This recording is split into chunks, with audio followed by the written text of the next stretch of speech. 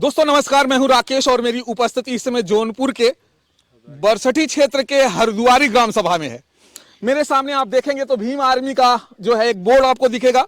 तमाम लोग हैं, ये दलित बस्ती से हैं और आज इनसे हम जानेंगे और समझेंगे कि 2024 का जो चुनाव हो रहा है आखिर इनकी क्या प्रॉब्लम है और क्या समस्याएं हैं और ये लोग किसको चाहते हैं कि अगला प्रधानमंत्री कौन बने, इस पर भी बात करेंगे। सबसे पहले तो भैया चैनल में स्वागत है आपका। जी धन्यवाद। क्या नाम है भैया? जितेंद्र कुमार।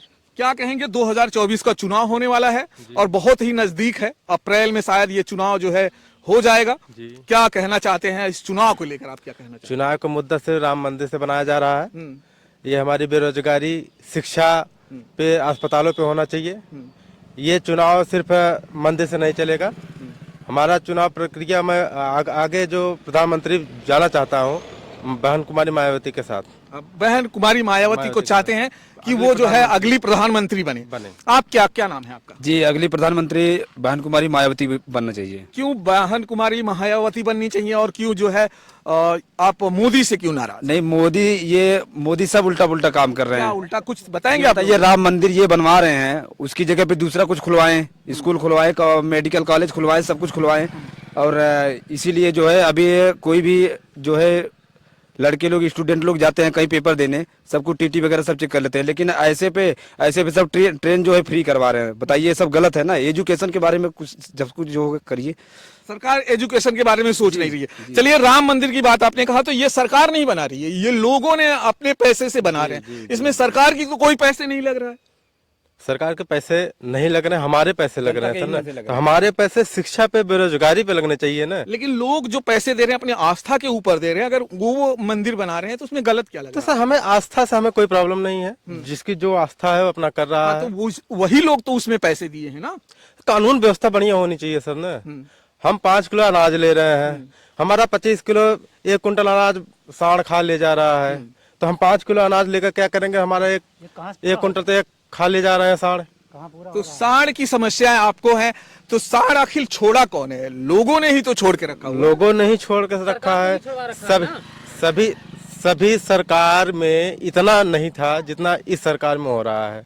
इस सरकार में क्या आपको लग रहा है कि उनका एक दावा था कि सबका साथ सबका विकास, क्या आपको लग रहा है गरीबों का विकास हो रहा है? नहीं हो रहा है। गरीबों का विकास नहीं हो रहा है। अमीर और अमीर होता जा रहा है, गरीब और गरीब होता जा रहा है। इतनी महंगाई सर हो रही है। इतने महंगाई में 10,000, 12,000, 15,000 कमाने वाला सिर्फ खाना खा रहा है। बढ़ नहीं रहा है। क्या कह रहे हैं आप? वेतन नहीं बढ़ रहा? हाँ, वेतन बढ़ नहीं रहा प्राइवेट कंपनियों का। सरकारी कंपनी जो सरकारी जॉब कर रहे हैं उनका बढ़ रहा है। सरकारी जॉब का तो जो चल रहा है वो सरकारी तो मिल ही नहीं रहा है। सरकारी तो सिस्टम ही खत्म हो रहा है। प्राइवेट वाला जो बचा है वो भी खा के बैठ रहे हैं नरेंद्र मोदी जी ने। हाँ, अब बहुत सारे लोग ये कह रहे हैं कि आज तक जो है जो कुछ नहीं किया लोगों ने वो मोदी सरकार कर रही है। जैसे कि किसान निधि के पैसे जो है लगभग 15 किस्त लोगों के खातों में चले गए हैं। और आप अनाज, जैसे कि आप जानते ही हैं, 5 किलो मिल रहा है। तमाम योजनाएं जो प्रधानमंत्री आवास योजना चल रहा है, उज्ज्वला योजना चल रहा है, तमाम ये योजनाएं जो गांव के लोगों को मिल रहा है, उन पर आप क्या कहेंगे? सर किसान वाली बात हुई तो 11 महीने लगभग 1 साल किसान आंदोलन पे बैठा रहा, तब तो कोई न सुना। 700 से अधिक किसान मारे गए उस आंदोलन में। ठीक है सर, उसके बाद आपने और क्या पूछा? तमाम योजनाएं हैं, जैसे कि प्रधानमंत्री योजना। प्रधानमंत्री योजना पे चलता है, कोई भी शासन रहे, चाहे मोदी जी रहे, चाहे कोई अगला, चाहे राहुल जी रहे, कोई भी रहे, वो सब में ये चलता है। सरकारी नियम है, सरकार का नियम संविधान से चलता है सर। ये मतलब ये संविधान के अनुसार ही चलता है। कुछ लोग ये कह रहे हैं कि प्रधानमंत्री जब से नरेंद्र मोदी आए हैं संविधान में बहुत छेड़छाड़ हुआ, तो क्या कहेंगे आप लोग?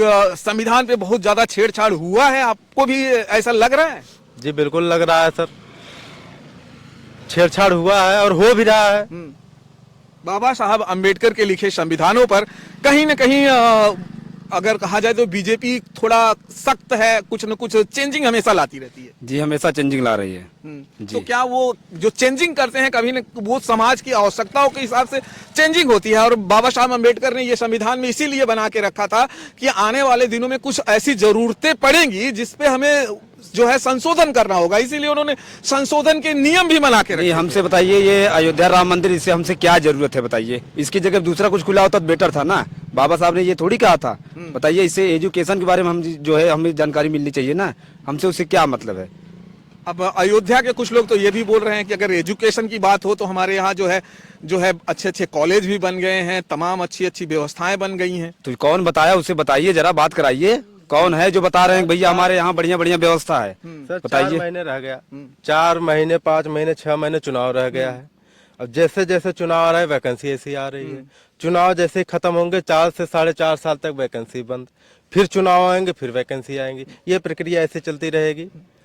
अच्छा, ये राम मंदिर जो उन्होंने प्राण प्रतिष्ठा का 22 तारीख को जो एक डेट रखा हुआ है, क्या बीजेपी ये चुनाव को मद्देनजर रखते हुए रखा हुआ है? बिल्कुल रखा हुआ है सर। कोई भी पुजारी हो, कितना भी बड़ा हो, हाँ, वो प्राण प्रतिष्ठा मतलब मूर्ति में प्राण प्रतिष्ठा डालना चाहता, प्राण डालना चाहता, जो कि ये संभव ही नहीं है। ये सरासर गलत है। अच्छा, ये इससे क्या आपको लग रहा है कि ये जो इन्होंने 22 तारीख को अयोध्या में ये जो प्राण प्रतिष्ठा का जो आयोजन रखा गया है, इससे चुनाव को लेकर फायदा होने वाला है, आपको लग रहा है? फायदा तो चुनाव वालों का फायदा होने वाला है, लेकिन हम लोगों का फायदा नहीं होगा। जी, बीजेपी सरकार को इसकी फायदा होने वाली है आपको लगता है? बीजेपी को फायदा होगा, हमको नहीं फायदा होगा। जी, तो ये बीजेपी जनता लोगों को फायदा नहीं तो होगा। बीजेपी ये चुनावी एक एजेंडा के थ्रू काम कर रही है, जी, आपको लग रहा है ये? जी बिल्कुल। क्या कहेंगे, ये चुनावी एजेंडा है जो 22 तारीख को राम मंदिर का प्राण प्रतिष्ठा हो रहा है, क्या ये चुनावी बीजेपी का एजेंडा के थ्रू? हाँ बिल्कुल है, बिल्कुल चुनाव ये नरेंद्र मोदी के वजह से हो रहा है। इनको मतलब प्रभाव पड़ेगा, जनता को प्रभाव पड़ेगा इसके वजह से उनका मतलब। हाँ, ईवीएम वाली बात, जब तक ईवीएम नहीं हटाओगे तब तक आप मतलब ये हाँ जीतेंगे ही जीतेंगे। ईवीएम में आपको लेकर दिक्कत है? हाँ, हमको लेके ईवीएम में बैलेट पेपर से हमको वोट होना चाहिए, मतलब वोट बैलेट पेपर से करना चाहिए। अच्छा, आपको भी ईवीएम से दिक्कत है? बिल्कुल दिक्कत है। क्या दिक्कत है ईवीएम से लेकर? ईवीएम में कोई भी नेता आते हैं, ईवीएम मशीन जब से बैठा है तब से कोई आगे गया ही नहीं है। अच्छा, ये ईवीएम का जो मशीन की पहले ही मायावती जी कही थी कि मैंने बैलेट पेपर से ही कराएंगे, लेकिन हमारे उत्तर प्रदेश के नेताजी लोग नहीं माने। ईवीएम लाने वाली कांग्रेस सरकार है, बीजेपी ईवीएम नहीं लाई थी, लेकिन मायावती मुझे सहमत नहीं थी। वो सहमत बोली कि हम इसमें ईवीएम मशीन से हम लोग वोटिंग नहीं करेंगे। अच्छा, ईवीएम से दिक्कत क्या है? ईवीएम से दिक्कत है कि वोट सही ढंग से जाता ही नहीं उसमें।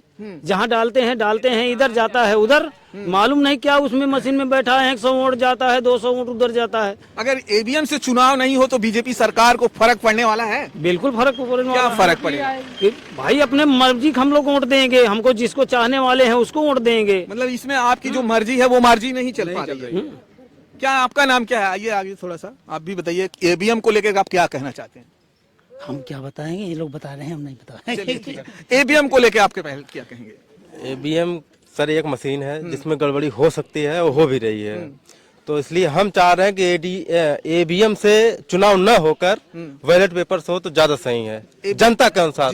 जी। लेकिन ईवीएम इसके लिए सुप्रीम कोर्ट में वकील भी इसके लिए धरना, दिल्ली में लगातार धरना चल रहा है। ये हम आपकी बातें मान सकते हैं, लेकिन सरकार जो रहती है, जो चुनाव आयोग है, वो तब तक मानने को तैयार नहीं होती जब तक उसे कोई सिद्ध करके ना दे कि ये ईवीएम हैक होती है। सर सिद्ध होगी जब सब के सब हमारे आदमी केंद्र में है, राज्य में है, हर जगह सब हमारे ही है, हमारी बहुलता है। हम जो कहेंगे आदमी वही करेगा ना। कोई भी नेता हो। आखिर जब बीजेपी हार जाती है जहां से, तब ईवीएम का सवाल नहीं उठता। बीजेपी यहाँ से भी विधानसभा सीट हारी है, आप भी जानते हैं। यहाँ जो यहाँ की विधायक हैं वो रागिनी सोनकर हैं, वो सपा की हैं। आखिर अगर बीजेपी हैक करती तो सपा की यहाँ से रागिनी सोनकर शायद नहीं जीतती। सर हर 100 में 100 सीट नहीं ला सकती ना, उसे ये दिखावा पूरा नहीं करवाना है ना। 100 में 2-5 सीट दूसरों का भी आना चाहिए।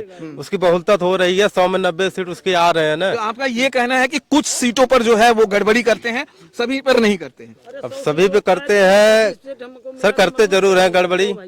आप क्या कह रहे थे? ऐसा है तो हम यही कहना चाहते हैं कि ईवीएम से जो है हटाएं, बैलेट पेपर से कराएं और ईवीएम हटाओ, रड़ुओं को भगाओ।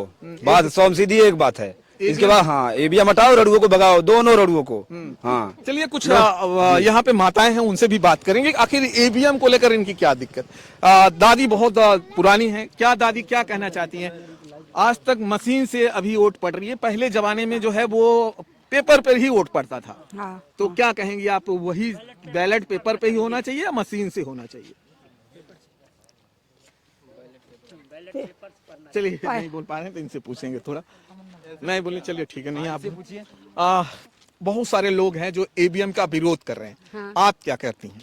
हम भी विरोध कर रहे हैं। हम भी जब सब विरोध कर रहे हैं तो हम क्यों राजी हैं? हम भी विरोध करेंगे। ईवीएम से दिक्कत क्या? हाँ, दिक्कत ये है कि क्या 5 किलो चावल देते हैं, 5 किलो गेहूं देते हैं, उसी में जो किसान लोग जीते हैं, खाते हैं, वही से जिएंगे। नहीं, ईवीएम से क्या दिक्कत है? जो दिक्कत तो है कि हम लोग को जो दबा रहे हैं, नीचे गिरा रहे हैं। नहीं, अभी समझ में नहीं आ रहा आपको।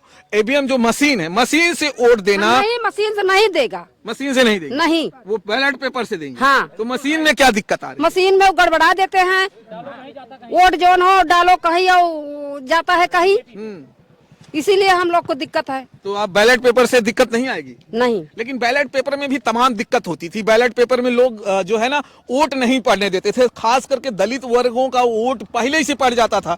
आप अच्छी तरह से जानती हैं, आप थोड़ी सी बुजुर्ग भी हैं, तो लोग जो है उनका वोट ठोक के डाल देते थे। वो भी तो एक दिक्कत है। बाद में उसके लिए भी आप कहेंगी कि बैलेट पेपर में दिक्कत हो रहा है, ठोक के डाल। नहीं, अलग अलग पड़ेगी ना, अलग अलग करो। एक में जब पड़ेगा तो वो दिक्कत हो ही गया। एक में पड़ेगा दिक्कत होगा। हाँ, लेकिन आपने पहले देखा होगा, या ये इनसे भी, ये थोड़े से युवक लोग हैं, हाँ दिक्कत पहले ये भी एक होता था, जब बैलेट पेपर से वोट पड़ता था तमाम जगह रिपोल हो जाया करता था। आप जानते ही हैं कि लोगों का वोट डाल दिया जाता था, जहां पे थोड़े से सशक्त लोग होते थे वोट नहीं डालने देते थे गरीबों की। क्या कहेंगे, उस पे भी तो एक प्रॉब्लम उठता है। ऐसा तो हमने कभी सुना ही नहीं आज तक जी। बैलेट पेपर से होता था तो ऐसा हमने सुना ही नहीं कि वहाँ पोल हो गया, यहाँ हो गया। ऐसा उत्तर प्रदेश में कहीं हुआ नहीं। और बैलेट पेपर से बेटर है कि बैलेट पेपर से ही होना चाहिए। क्या कहेंगे, पहले भी चुनाव में बहुत ज्यादा बैलेट पेपर में छेड़खानी भी, ये भी होता था कि दूसरे की वोट दूसरा कोई डाल देता था, ये भी एक दिक्कत आ जाती थी। जी सर, बिल्कुल आती थी और अभी भी आती है। अभी ग्राम प्रधान के चुनाव के जरिए छोटी सी बात को कर रहे हैं कि जिसका वोटिंग लिस्ट में नाम नहीं है वो भी जाके वोट दे के आ रहा है, और कहीं से बुला के उनको भी वोट दिलवा दे रहे हैं। गांव की प्रधानी में, गांव के प्रधानी की बात कर रहे हैं, ये छोटे से स्तर की बात कर रहे हैं। चलिए, ये तो बहुत बड़ी बात कर रहे हैं कि गांव की प्रधानी में। मैंने तो बहुत कम सोचा होगा कि गांव के प्रधानी में लोग बहुत ध्यान देते हैं कि गलत वोट ना पड़े। और क्या क्या कर रही हैं आप? आधा दूध जो हो बेफर्जी वोट जो हो लेके कहीं हम जीत गए। कौन कहते हैं ये? प्रधान लोग कहते हैं। प्रधानी में तो जो वोट पड़ेगा गिना आएगा वही काउंट होगा नहीं ना? नहीं, वो बेकार कर देते हैं। हमारे लोग को वोट पड़े तो जवन है वोटाई वाले उतना ही दे, उनके में फर्जी जवन हो यही अपन झोंक दे, कहीं हमारे सागर हो गई। प्रधानी की वोट तो जो है बैलेट पेपर से पड़ता है, तो उसमें क्या दिक्कत है। चलिए दोस्तों, ये रहा यहाँ के लोगों की जो है अपनी अपनी राय, और आपने जो है देखा है, और कमेंट में आप जरूर बताइएगा कि आपकी क्या राय है। लोग जो है चाहते हैं कि ईवीएम मशीन से वोट ना पड़े, वो चाहते हैं कि बैलेट पेपर से पड़े, और बैलेट पेपर से पढ़ने के बाद जो है सच्चाई अपने आप सामने आ जाएगी कि कौन किसको कितना वोट पड़ा है। अब थोड़ा सा लोग जो है जो ईवीएम मशीन है उस पर थोड़ी सी शक जाहिर कर रहे हैं। तो आपकी क्या राय है जो आप वीडियो देख रहे हैं, और बताइए क्या मशीन जो है सचमुच हैक होती है या नहीं होती है, और कमेंट करके जरूर बताइएगा। फिर मिलेंगे दोस्तों हम आपको किसी और वीडियो में। जय हिंद, जय भारत।